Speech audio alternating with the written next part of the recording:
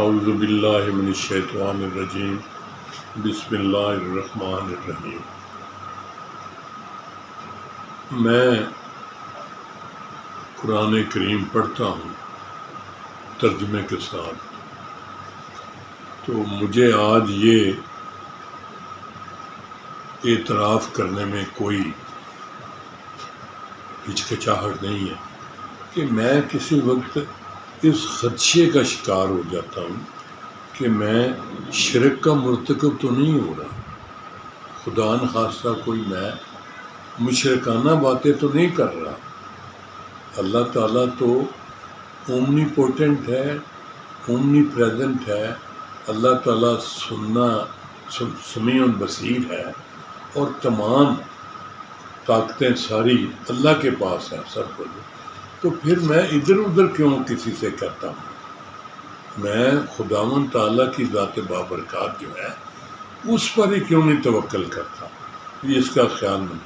میرے ایک ہم زلف ہیں ملک سرفراز محمود صاحب، تو انہوں نے ایک چھوٹی سی، یہ میرے ہاتھ میں ہے، ایک بکلیٹ سی چھپوائی ہے، جو چھپواتے رہتے ہیں وہ کئی سال اپنے والدین کی بخشش اور مغفرت کے لیے، ان کو ثواب پہنچانے کے لیے۔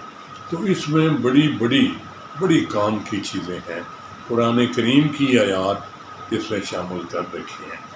ایک 7 آیات ایسی ہیں کہ جو خصوصی طور پہ ریلیونٹ ہوتی ہیں ہماری بہت ساری اہم چیزوں سے۔ مثلا یہ ایک ہے، بسم اللہ الرحمن الرحیم، قُلْ لَن يُصِيبَنَا إِلَّا مَا كَتَبَ اللَّهُ لَنَا هُوَ مَوْلَانَا وَعَلَى اللَّهِ فَلْيَتَوَكَّلِ الْمُؤْمِنُونَ۔ اس کا ترجمہ یہ ہے، بسم اللہ الرحمن الرحیم، اے رسول کہہ دیجئے کہ ہمیں نہیں پہنچے گا، لَن يُصِيبَنَا إِلَّا مَا كَتَبَ اللَّهُ، نہیں پہنچے گا ہمیں جو ہمارے لیے اللہ نے لکھ دیا ہوا ہے، جو میری قسمت میں لکھا ہوا ہے وہی ہونا ہے۔ کتب اللہ لنا، ہمارے لیے، ہوا مولانا، اور اللہ ہی میرا مولا ہے، ہمارا مولا ہے، اور وہ اللہ ہے، اور مسلمانوں کو تو فلیتوکل المؤمنون، اور مسلمانوں کو تو اللہ ہی پر بھروسہ چاہیے، یعنی اللہ ہی پر توکل ہونا چاہیے میرا۔ پھر آگے ہے، بسم اللہ الرحمن الرحیم، وَإِن يَمْسَسْكَ اللَّهُ بِضُرٍّ فَلَا كَاشِفَ لَهُ إِلَّا هُوَ وَإِن يُرِدْكَ بِخَيْرٍ فَلَا رَادَّ لِفَضْلِهِ يُصِيبُ بِهِ مَن يَشَاءُ مِنْ عِبَادِهِ وَهُوَ الْغَفُورُ الرَّحِيمُ۔ اور اگر تجھے کوئی تکلیف پہنچے تو اس کا کوئی ٹالنے والا نہیں، یعنی اللہ تعالیٰ بندے کو فرما رہے ہیں کہ وَإِن يَمْسَسْكَ اللَّهُ بِضُرٍّ، اگر کوئی چیز، کوئی نقصان، کوئی ضرر کوئی تمہیں، فَلَا كَاشِفَ لَهُ إِلَّا هُوَ، اللہ کے سوا اس کو کوئی نہیں ٹال سکتا۔ وَإِن يُرِدْكَ بِخَيْرٍ، اور اسی طرح اگر کوئی تیرا بھلا ہونا ہے، فلا رادہ، بھلا چاہے تو اس کے فضل کا، لفضل ہی، یصیب بہ من یشاء، تو اس کا کوئی رد کرنے والا نہیں، من یشاء، فضل کا رد کرنے والا کوئی نہیں، اسے پہنچاتا ہے اپنے بندوں میں سے جسے چاہے، من یشاء من عبادہ وہو الغفور الرحیم، اور وہ بخشنے والا مہربان ہے۔ یعنی نفع بھی اللہ کی طرف سے ہے اور نقصان بھی اللہ کی طرف سے ہے۔ تو جب میں، یہ میرا عقیدہ ہے، میرا ایمان ہے، اور یہ برحق ہے بات کہ میرا نفع اور نقصان میرے اللہ کے پاس ہی ہے، اور اگر اللہ مجھے کوئی فائدہ پہنچانا چاہتا ہے تو دنیا میں کوئی طاقت ایسی نہیں جو اس کو روک سکے، اور اسی طرح جو مجھے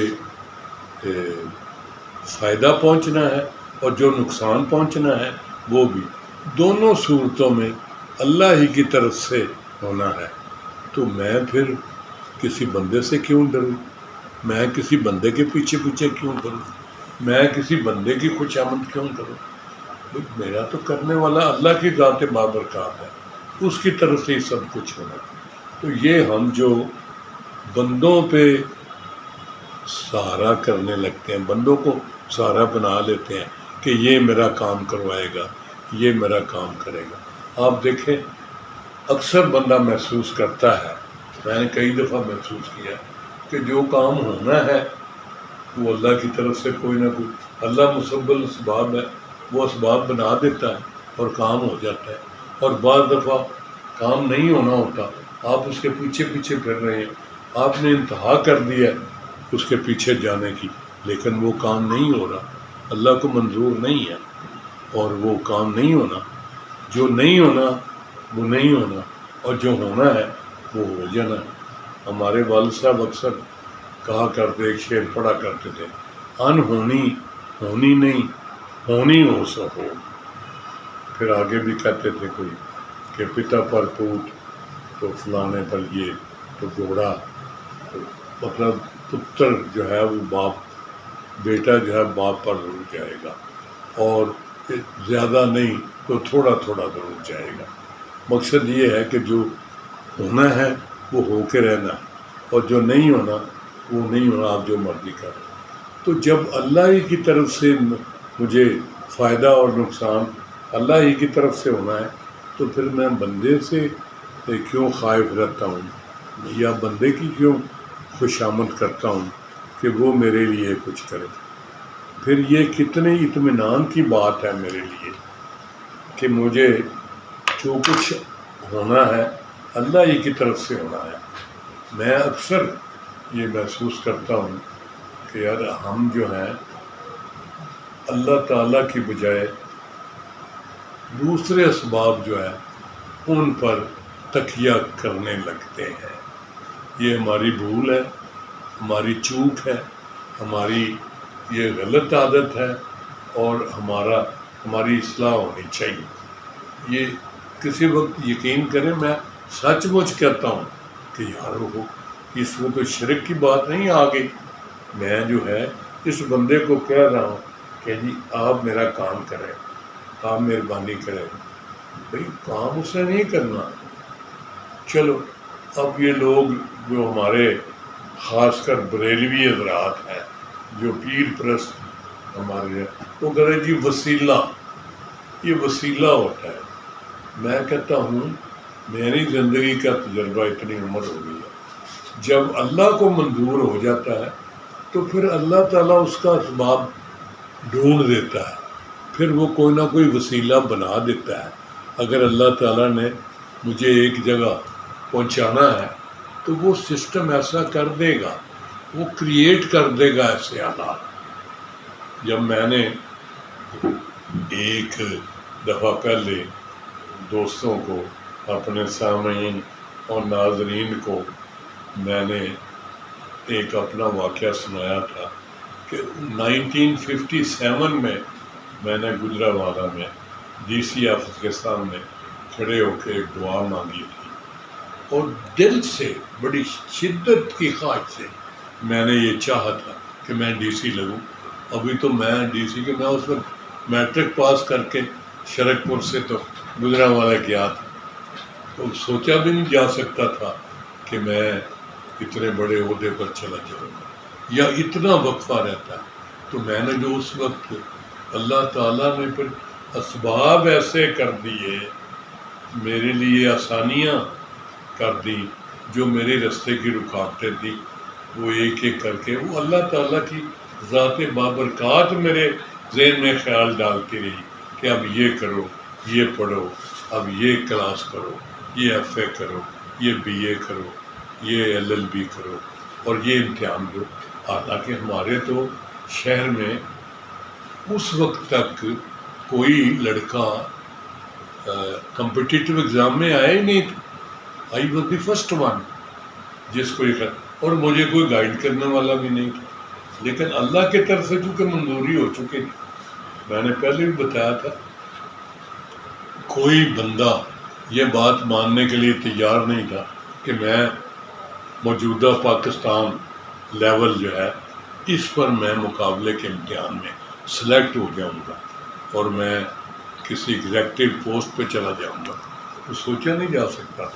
اور مجھے کبھی کسی نے انکریج نہیں کیا، سارے او جی پاجی تسی نہیں ہو سکتے، چھوٹے یہ کہتے ہیں او بھائیا او تو نہیں ہو سکتا ہے، تو دس تیرا کوئی چاچا ماما کوئی گیا اگے بڑا افسر لگا ہے کوئی، اور تو بھائی تو بڑا زمیندار ہے، تو بڑا فلانا ہے، تو بڑا فلانا ہے، مجھے الٹا ڈسکریج کرتے تھے۔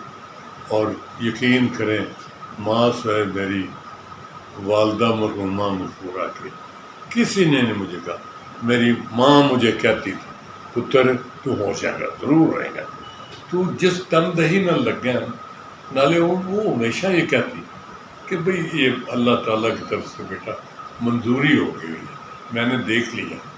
وہ بھی اللہ والی تھی، انہوں نے ہمیشہ مجھے انکریج کیا اور اللہ تعالیٰ کے فضل و کرم سے ڈالا۔ اب میں سوچتا ہوں پیچھے کہ یار میں نے یہ کیوں کیا تھا، یہ کیسے کیا تھا، تو پھر میرے دل سے آواز ہوتی ہے کہ اللہ چاہتا تھا، اللہ کی ذات بابرکات کو یہ منظور تھا تو اس نے یہ اسباب مہیا کیے، میرے دل میں اس نے ڈالا، ورنہ مجھے کیا پتا تھا۔ اسی طرح اور بھی کام جو ہے وہ اللہ تعالیٰ کی منظوری سے ہی ہوتے ہیں۔ وہ کہتے ہیں نا کہ اللہ کے حکم کے بغیر پتہ نہیں ہلتا، یہ بات بالکل درست ہے کہ وہ اللہ تعالیٰ کرتا بندہ ہی ہے، لیکن پیچھے کرانے والی ذات بابرکات اللہ تعالیٰ کی ذات بابرکات ہے۔ میں کسی وقت اس موضوع پہ بھی کھل کر بات کریں گے۔ ایکچولی مجھے خدشہ رہتا ہے کہ ویڈیو لمبی نہ ہو جائے اور لوگ اس کو دیکھنا یا سننا گوارا نہ کریں یا تنگ آ جائیں، ورنہ باتوں سے بڑی باتیں نکلتی ہیں۔ تو یہ بات بھی کہ قسمت کیا ہے اور بندے کے یہ جو ہے کہ اللہ نے اس کی قسمت میں لکھ دیا ہوا، اس کا کیا مطلب اور یہ حقیقت کیا ہے، اور خود ہی اس کا مطلب میں نے ایک دفعہ بہت بڑے پلیٹ فارم پر بڑی چیزیں پوچھی، تو اس میں ایک یہ بھی تھا کہ خود ہی کو کر بلند اتنا کہ ہر تقدیر سے پہلے خدا بندے سے خود پوچھے بتا تیری رضا کیا۔ تو میں انشاءاللہ اس شعر پر کسی وقت پھر ایک کتاب کا حوالہ دے کے تو میں اپنے دوستوں کو بہت ساری باتیں بتاؤں گا۔ فی الحال اتنے پہ اکتفا فرمائیے۔ Thank you.